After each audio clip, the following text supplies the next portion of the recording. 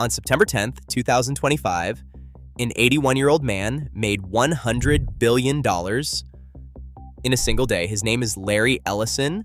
His company is Oracle, the database giant your dad's office ran on in 1999. And for a few days that September, he was the richest human being on Earth. Richer than Musk. Richer than anyone. $100 billion in one day. And it all came from one thing: a signature, a contract with a single customer. Here's what almost nobody said out loud that week. That customer, the one whose promise created the largest one-day fortune in history, was a company that, according to reported figures, loses roughly $2 for every single dollar it earns. You probably think this is a story about the AI boom making everyone rich. It's not. This is a story about the oldest mistake in business: betting your entire company on one customer, performed at the largest scale ever attempted. And unlike most stories on this channel, this one is unraveling right now while I'm speaking. By the end of this video, you'll know exactly how it happens and how to see the ending coming before the market does. Let's start with why Oracle needed a miracle. For 50 years, Oracle sold databases, the invisible plumbing of corporate America. Reliable, boring, immensely profitable. But Oracle missed the cloud revolution. Amazon, Microsoft, and Google built the data centers of the future, while Oracle became the company young engineers joked about. By 2025, it needed a way back to the main stage. And then, the way back knocked on the door, wearing the most famous logo in artificial intelligence. OpenAI, the maker of ChatGPT, was desperate for computing power. Its ambitions had outgrown Microsoft's data centers.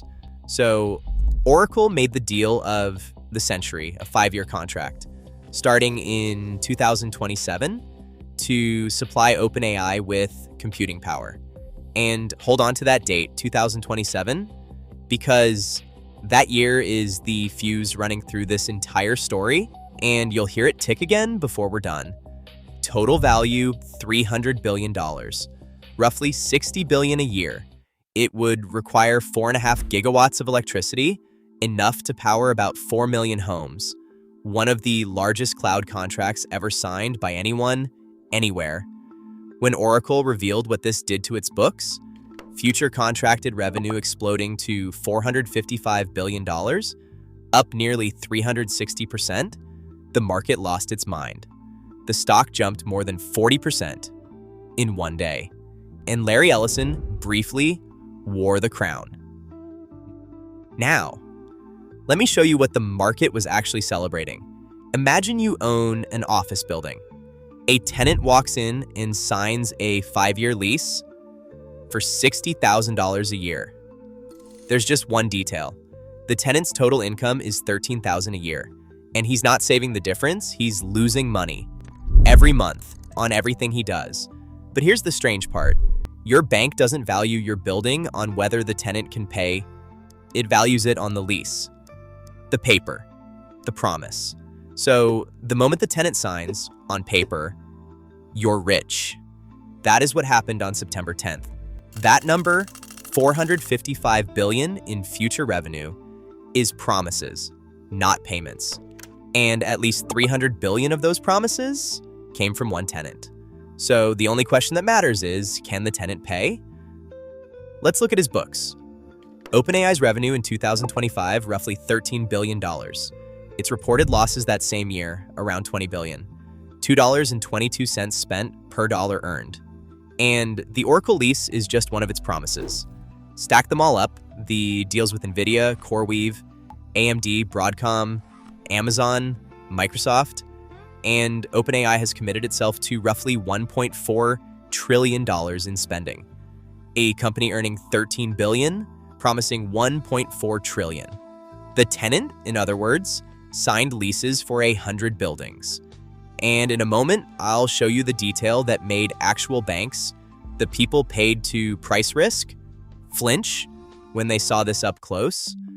But first, Oracle's side of the ledger.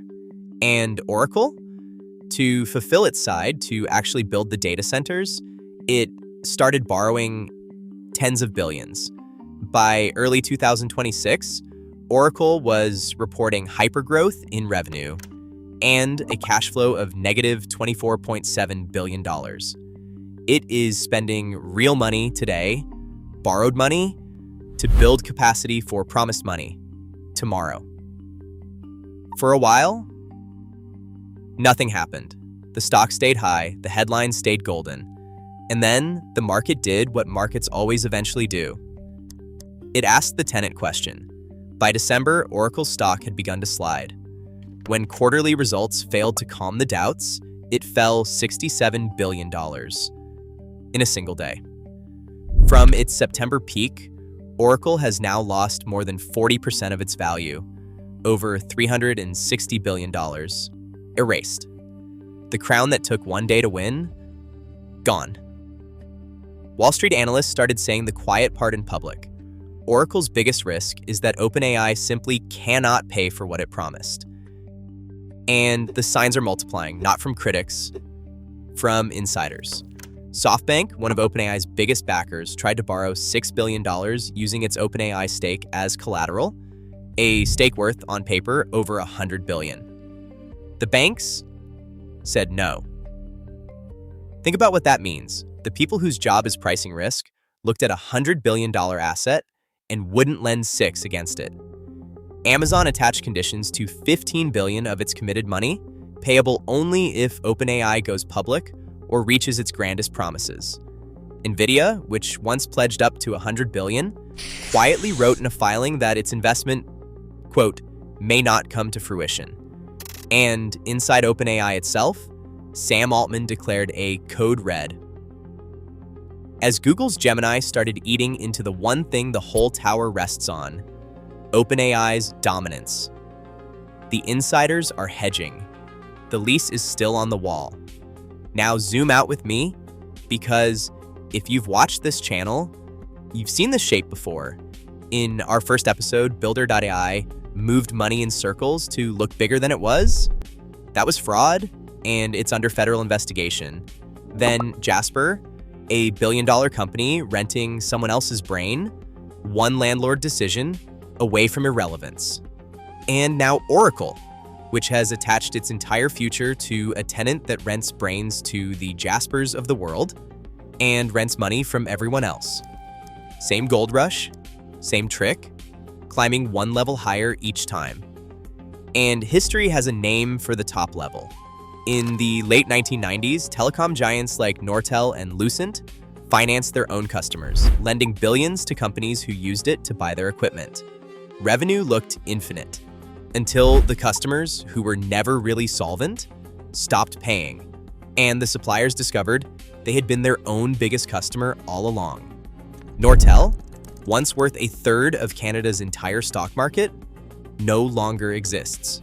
Vendor bets on shaky customers don't fail slowly. They fail all at once, on the day everyone asks the tenant question at the same time. So, how does this one end? 3 doors. And honestly, all 3 are still open. Door 1, the tenant grows into the lease. OpenAI's revenue has to roughly quintuple by 2020-27 just to cover the Oracle payments alone. Its user numbers are historic, 900 million people a week. If anyone can grow that fast, it's them. Possibly. Door 2, the quiet renegotiation. The contract starts in 2027. Nothing is being paid yet. Deals this size rarely die in public. They shrink in footnotes. Smaller commitments, longer timelines, softer numbers. The Jasper ending, in a suit.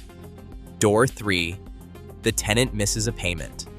And because Oracle borrowed to build, because index funds hold Oracle, because the same handful of AI names now anchor the entire market, that door doesn't just swing on Oracle, it swings on your pension fund. Which door? Watch 3 things. Watch Oracle's debt. When lenders start charging it more, they know something. Watch OpenAI's next funding round, not whether it raises money, but on what terms and who declines. And watch the calendar, because that fuse from the start of this video is still burning. In 2027, the promises stop being paper and start being invoices. Remember, September 10th, one signature, $100 billion. One day. The market can make you the richest man alive on a promise. But a promise from a tenant who can't pay isn't an asset. It's a countdown. And if that third door ever opens, you already know where you'll hear the story first.